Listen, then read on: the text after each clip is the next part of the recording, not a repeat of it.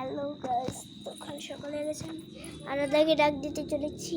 আরাধা ওঠো। তখন আমি কিছু কম্বল গাজিনি সব কিছু গুছানোই আছে, কাল কম্বল খুলিনি, এখন কাম করতে হবে তো সব করে নেবো। ব্লগ তো ডেলি আসবে। করতে চলেছি আজকে আমি লতিকা পরবো, লতিকার মাছ জন্য। লতিকার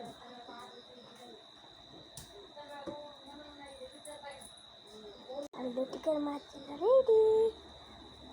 ব্লগ আপলোড করবো। আমি রেডি হয়েছি এর জন্য। ছুটকি জন্য না বললে